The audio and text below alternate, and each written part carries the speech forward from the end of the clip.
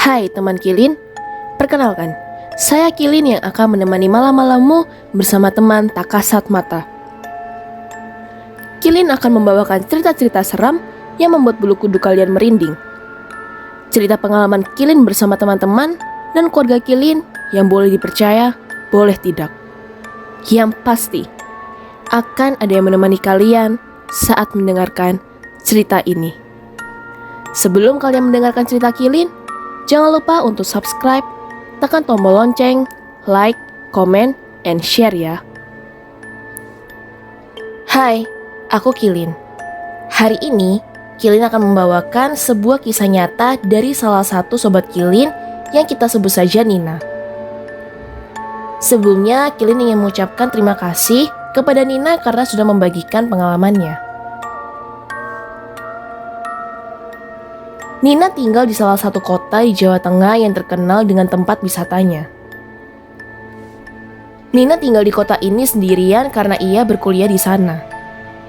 Suatu hari, teman baik Nina, sebut saja Dio, mengatakan sedang berada di salah satu kabupaten di kota itu untuk melaksanakan KKN. Bertepatan dengan hari Sabtu Minggu, Nina mengajak temannya untuk pergi ke kabupaten tersebut untuk berlibur dan mendatangi Dio. Teman Nina ini sebut saja Dewi. Mereka berdua memutuskan pergi ke sana dengan mengendarai motor. Tepat pukul 12 siang, mereka berangkat dari kota dan tiba sekitar pukul 3 sore. Nina menyalakan maps dan mengarahkan Dewi menuju ke tujuan pertama mereka sebelum bertemu dengan Dio. Melihat dari petunjuk arah, jalan yang benar harusnya lurus terus hingga menemukan jalan yang besar. Tapi, maps mengarahkan mereka belok ke kanan dan melewati jalan yang kecil. Apa ini jalan alternatif ya? Tanya Nina heran. Ya sudah, gak apa, kita lanjut aja, ucap Dewi sambil mengendarai motornya.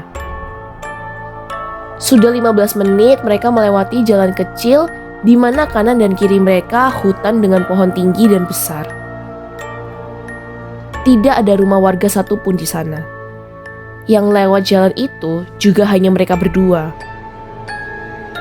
Dari tadi kok hutan ya Wi?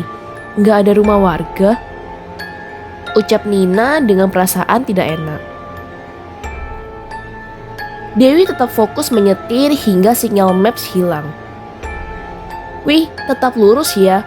Ini sinyalku hilang, ucap Nina kembali. Tidak lama, mereka akhirnya menemukan rumah warga dan dengan lega Dewi berkata, "Akhirnya nah, ada rumah warga." Dewi tetap fokus menyetir. Dan Nana fokus mencari sinyal yang terus hilang dan muncul kembali. Kali ini, sinyal benar-benar hilang. Mereka melewati jalan itu hanya berdasarkan perasaan mereka. Hingga, nah, kayaknya ada yang gak beres deh. Udah 3 kali kita muter jalan ini terus, ucap Dewi. Karena perkataan Dewi, Nina memperhatikan jalan dan benar. Sehabis melewati hutan, mereka menemukan rumah warga yang sama sebanyak 3 kali. Iya, benar Wi.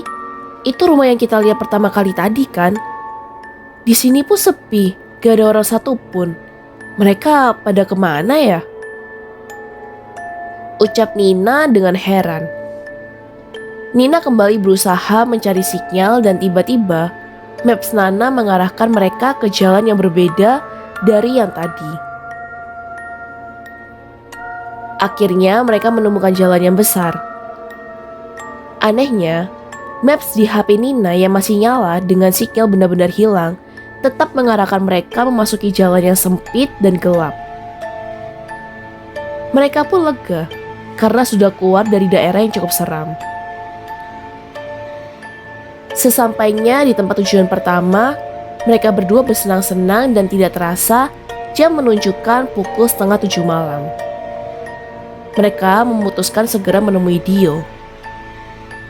Setelah keluar dari kawasan wisata alam itu, mereka menyadari indikator bensin motor hanya tersisa satu garis. Sepanjang jalan, tak satu pun SPBU mereka temukan. 10 menit berlalu.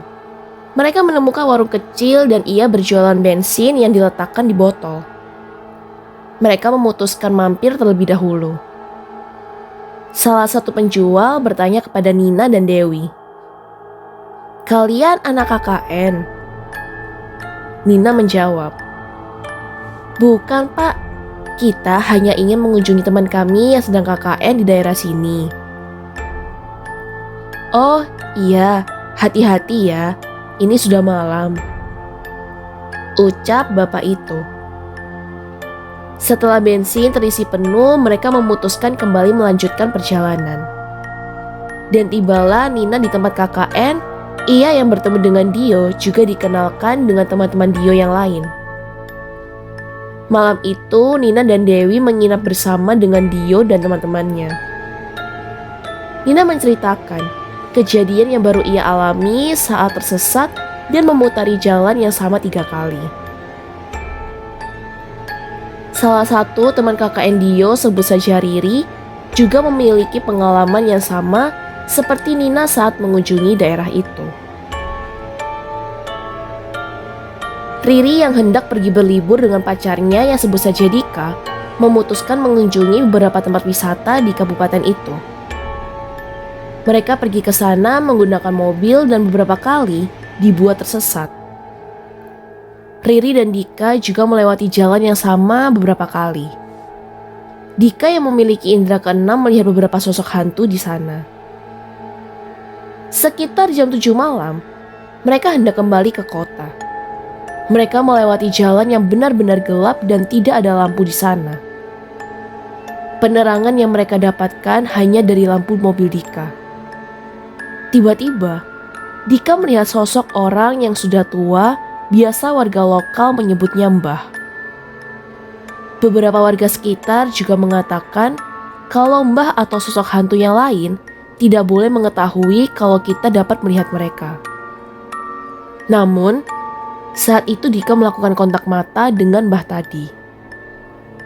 Dika melewati Mbah dan ia terus melihat ke arah mobil Dika. "Ada bau apa ya ini?" ucap Riri tiba-tiba. "Hus, jangan bilang aneh-aneh. Kalau mencium bau atau merasakan sesuatu, diam aja. Ceritanya nanti kalau sudah sampai di kota," ucap Dika memperingati Riri. Dika mengetahui kalau sosok Mbah itu masih memperhatikan mereka karena ia melihat dari spion belakang. Hanya saja, saat ia melihat dari kaca spion, Dika tidak hanya melihat Mbah berdiri di sana. Ada beberapa sosok lain di belakang Mbah melihat mereka dengan wajah yang hancur dan seram. Dia juga menceritakan kejadian yang baru saja mereka alami setelah 2 minggu KKN di desa itu. Sebagai seorang asisten di KKN, Dio dan temannya yang bernama Vivi sering berkeliling untuk melakukan razia ke mahasiswa atau mahasiswi yang tidak mengikuti ketentuan dan peraturan saat berlangsungnya KKN. Saat itu, Dio berkeliling sendirian karena Vivi sedang bertugas membagikan uang makan ke kelompok yang mereka dampingi. Dio melihat ada beberapa warga yang sedang sholat bersama. Hanya saja, Dio melihat cara mereka sholat tidak seperti biasanya. Mereka secara bersamaan menggoyangkan badannya berputar. Dio merinding, dan tiba-tiba ia merasa mereka melihat ke arah Dio. Ia pun segera berlari menuju ke rumah posko. Vivi yang mengantar uang juga mengalami kejadian janggal. Ia menggunakan motor karena beberapa kelompok menempati desa yang jaraknya cukup jauh. Saat perjalanan pulang kembali ke rumah posko, tiba-tiba ban motornya bocor di dekat pos. Tidak jauh dari sana terdapat punden yang sangat dihormati dan sering menjadi tempat upacara adat oleh warga. Oh ya Sobat Kili, Punden merupakan tempat yang dikeramatkan dan diyakini sebagai tempat bersemayamnya roh nenek moyang atau penjaga gaib yang menjaga desa. Vivi yang berhenti di dekat sana menelpon Dio dan temannya yang lain untuk menjemputnya. Vivi yang berdiri di tengah kegelapan, ketakutan, dan berusaha fokus dengan HP-nya. Ia merasa banyak mata yang memperhatikannya. Sekilas, ia juga mendengar suara di dekat punden. Setelah 1 jam Vivi menunggu, akhirnya salah satu teman dan warga menjemput Vivi. Keesokan paginya, Vivi mendapatkan cerita. Pos itu pernah ditemukan ada orang yang gantung diri. Keesokan harinya, Nina dan Dewi bersiap untuk kembali pulang ke kota. Ia memutuskan pulang saat siang hari agar ia tidak tersesat kembali. Setelah berpamitan, mereka melewati jalan yang sama. Dan betapa terkejutnya Nina dan Dewi. Warung yang membantunya kemarin tidak ada. Hanya hutan dengan perpohonan yang besar dan tinggi di sepanjang jalan. Sungguhan di sini kan, kemarin kita ngobrol sama bapak-bapak itu. Ucap Nina ketakutan. Iya, aku inget nah. Betul di sini. Aku nunggu motorku diisi bensin. Ucap Dewi kembali. Nina dan Dewi baru ingat. Saat ia bercerita ke Dio dan teman-temannya semalam, mereka bingung dengan warung yang mereka ceritakan. Bagaimana teman Kilin? Apakah kalian pernah memiliki pengalaman seram lainnya? Kalau teman Kilin memiliki cerita seram lainnya, jangan lupa bagikan cerita kalian di email Kilin atau di kolom komentar ya teman Kilin. Siapa tahu cerita kamu yang akan Kilin bacakan selanjutnya. Terima kasih karena sudah mendengarkan cerita Kilin hari ini. Jangan lupa datang dan dengarkan cerita-cerita seram Kilin lainnya. Terima kasih juga untuk subscribe, like, share, dan komennya teman-teman Kilin.